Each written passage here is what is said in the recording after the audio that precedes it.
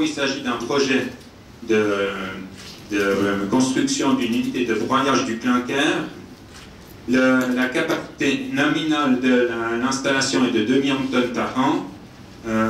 Il s'agit bien sûr que d'une partie du processus de production de ciment, puisque la production du clinker est faite à l'étranger, le clinker est importé, et puis il s'agit d'une unité de broyage du clinker qui va réduire le clinker en poudre, le mélanger à du gypse et à du calcaire pour aboutir à du ciment qualité Portland.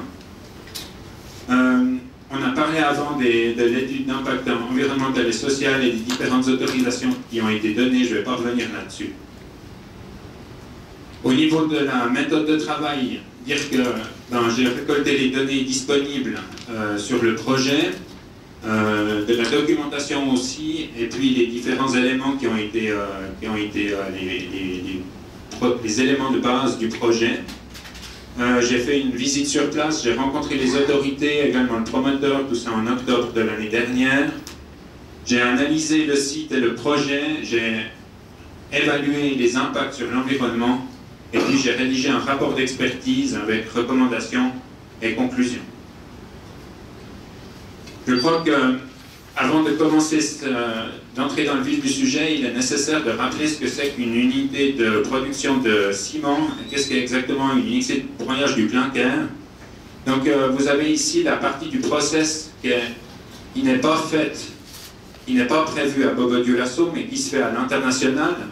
En fait, on va extraire du calcaire, qui est une roche, la mélanger à de l'argile, et puis le cuire avec un mélange de 80% de calcaire et environ 20% d'argile à 1500 degrés pour obtenir cette matière-là qui se présente sous forme de poulette, qui est du clinker. Ce clinker, c'est la base du ciment, mais ce n'est pas le ciment. Et puis, le clinker, ça c'est la partie du process qui va être produite à Bobo-Dioulasso. Ce clinker, il va être mélangé avec du calcaire. On a une carrière de calcaire dolomitique à proximité. Donc on a environ 80% de clinker, un tout petit peu moins, 20% de gypse, de calcaire, et puis 3 à 5% de gypse qui sont mis dans le mélangeur, et puis qui sont broyés ensemble de façon à obtenir le ciment Portland. J'ai ici un schéma très détaillé du process industriel pour que vous compreniez quels sont les flux qu'on retrouve dans le process de production. Donc tout d'abord, on va avoir une unité ici à l'entrée de réception dans laquelle les poids lourds et les trains vont décharger les matières premières. Ils vont décharger le clinker, ils vont décharger le gypse, ils vont décharger le calcaire dolomitique qui vient de la région, le reste venant du marché international. Ces matériaux, quand ils arrivent, bien sûr, sont stockés, avec chacun leur stockage qui est différencié. Et puis, on a des stocks qui sont intérieurs, parce que, bien sûr, que du clinker, si vous avez de la pluie qui tombe dessus, il va prendre, en fait, comme du ciment, et il va être dégradé et plus utilisable. Donc, il y a obligation de le stocker de façon intérieure. Et puis, on a un transport entre la place de déchargement et puis le stock de clinker qui se fait par des bandes transporteuses. La même chose pour le stock de gypse qui est stocké à part, et puis la même chose pour le stock de calcaire qui est stocké à part. Ensuite, de ces trois stocks, quand on fait fonctionner le moulin, donc le broyeur, on va mélanger environ 80% de clinker, environ 4%, 5% de gypse et puis environ 20% de calcaire. On va les introduire dans le moulin. Au niveau du moulin, c'est là qu'on a le broyage de ces éléments et évidemment ça produit de la poussière et du bruit. C'est dans un espace qui est confiné. Le système est fait avec un système de filtration, des filtrations manche à air, qui font qu'on récupère la poussière pour la réinjecter dans le moulin au fur et à mesure qu'elle sort. Et puis, on a un échauffement, bien sûr, parce que toute cette opération produit beaucoup de chaleur, et on va faire circuler de l'eau en circuit fermé, bien sûr en circuit fermé, sinon on aurait la prise du ciment dans le moulin, mais on va faire circuler de l'eau en circuit fermé à l'intérieur du broyeur de façon à refroidir l'installation. L'eau, elle est recyclée, mais dans son refroidissement, au moment du refroidissement, il y a une perte par évaporation de cette eau. Voilà. Ensuite, à la sortie du moulin, on a un ciment Portland qui est de qualité. Et puis, il faut le sortir du moulin. On a des systèmes d'aéroglissière qui sont là pour pousser avec l'air, si on veut, plus avec des bandes transporteuses, mais avec l'air, le produit. Et puis, on a un stock de ciment qui est derrière constitué. Et ce stock de ciment, il peut être soit conditionné en sac de 50 kg, soit être mis directement dans des camions transporteurs qui vont être en vrac. Voilà. J'ai peut-être pas parlé du moteur et puis de l'approvisionnement en énergie. Donc on a un moteur qui va faire fonctionner notre installation et puis ce moteur il est approvisionné par le réseau national. C'est clair qu'il n'y a pas de groupe de secours pour un moteur de cette puissance-là. Il peut y avoir des groupes de secours pour les locaux, du personnel, pour ces aspects-là, mais pas pour l'unité principale de production.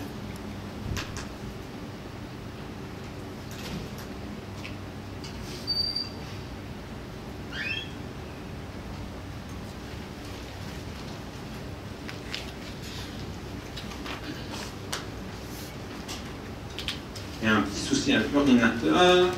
Alors, il y a un technicien de cet ordinateur parce qu'il ne réagit plus. Ça y est. Voilà l'installation comme elle se présente sur un schéma d'installation. Ah, cette fois il a rattrapé son retard. Donc ça c'est une bande transporteuse où on voit comment le clinker est transporté d'un endroit à l'autre. Et puis on voit ici la zone de déchargement, avec en bleu finalement ces bandes transporteuses qui vont amener le clinker dans le stock de clinker, dans le stock de calcaire et de gypse, ici. Et puis, toujours par des systèmes automatisés, on va faire ressortir les matériaux dans un doseur qui est ici, qui va alimenter le broyeur. Le broyeur fonctionnant avec son système de filtration qui lui est lié. Et puis, derrière, le ciment est stocké dans ces grands silos, avec derrière l'ensachage et puis le remplissage des vraquiers, des camions de vrac. Sinon, on a bien sûr quelques locaux pour l'administration, pour le personnel qui sont en complément d'installation. Le projet, finalement, c'est vrai qu'il a une capacité nominale de 2 millions de tonnes, mais ça, c'est si on le fait fonctionner tous les jours, 24 heures sur 24, toute l'année. Vous pensez bien que ce n'est pas possible. Il y a des contraintes de maintenance qui font qu'on peut avoir, dans une unité comme ça, en réalité, une production maximale de 1,5 million de tonnes par année, qui correspond à 75% de la capacité nominale. Le broyeur, il est installé avec un système de filtration qui est prévu avec manche à air. Les voies de circulation sont bétonnées. On a un système de récolte des eaux pluviales. Je vais revenir sur ces éléments-là, leur importance. Par ailleurs, l'acheminement du clinker et du gypse, il est prévu dans un premier temps par la route uniquement, et puis dans un second temps, en partie par le rail et en partie par la route. On a là les chiffres en nombre de tonnes par jour. Une fois que le rail fonctionnera, avec 3200 tonnes par jour qui vont être approvisionnées probablement par le rail, au début par la route. Et puis ce qui vient de la calcaire voisine, où on a le calcaire dolomitique, va rester approvisionné par le transport routier plus à proximité. Et puis l'expédition, elle va se faire principalement ou exclusivement par des poids lourds, par la route. Le site de projet que vous connaissez donc dans la zone industrielle, c'est un site en voie d'urbanisation. Il y a des activités industrielles, il y a également des logements à proximité. Il est bien raccordé au réseau routier, au chemin de fer, à la route.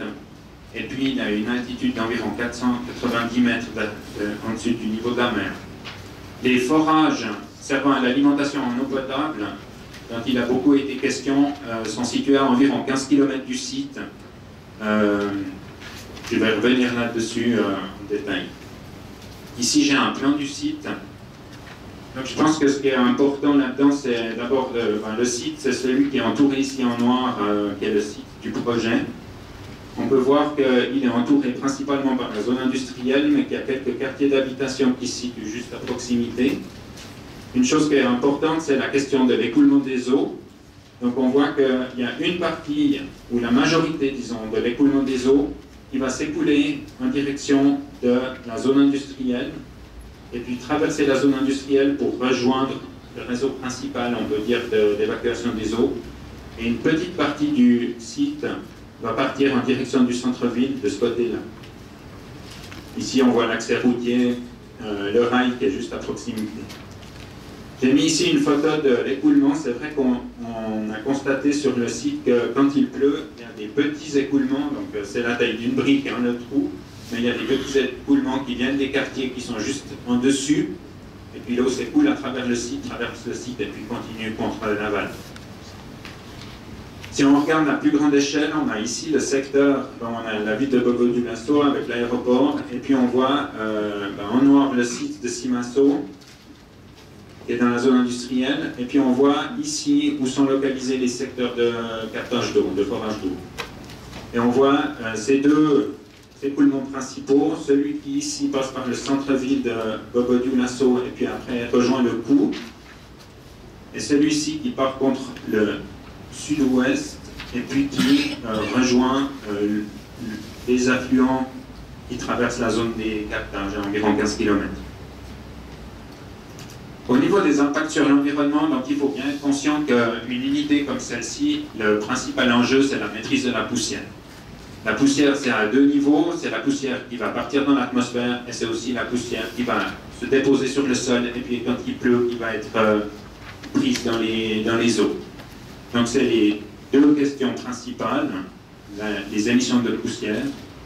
Par ailleurs, il y a des autres impacts, mais qu'on peut dire secondaires, qui sont liés à l'utilisation de l'eau, au trafic routier généré, à la génération de bruit, et puis bien sûr à la présence de nombreux employés ouvriers sur le site. Concernant les poussières, donc les émissions de poussière de clinker et de ciment doivent être maîtrisées dans une cimenterie. On a toute une législation sur l'environnement qui impose de maîtriser les poussières. On peut dire qu'il y a différentes normes qui sont en vigueur. Il y a des normes d'émission maximale de poussière par kilo de clinker traité. Il y a des normes d'exposition des personnes qui concernent surtout les employés à l'intérieur du site, du site de production, de façon à ce qu'ils ne soient pas exposés de façon trop importante à ces poussières. On a des normes par rapport aux normes de rejet à la sortie des cheminées, si on veut, où l'air est évacué. Par ailleurs, on a également des préoccupations par rapport à la qualité de l'eau quand il pleut, qui va sortir du site avec des normes enfin là c'est plus des normes, mais c'est plutôt des recommandations de récolter les eaux de façon à les traiter et puis à ce qu'elles soient neutralisées. Donc il faut savoir que pour la poussière, finalement la poussière du ciment, c'est une poussière qui dans l'air peut être inhalée, mais c'est clair qu'avec un système de filtration efficace, on se retrouve avec des doses d'émissions de poussière qui sont très faibles. Et puis au niveau de l'eau, on a une réaction dans l'eau, puisque c'est en fait la prise du ciment qui va se faire, et puis cette prise de ciment elle a tendance à faire augmenter le pH de l'eau.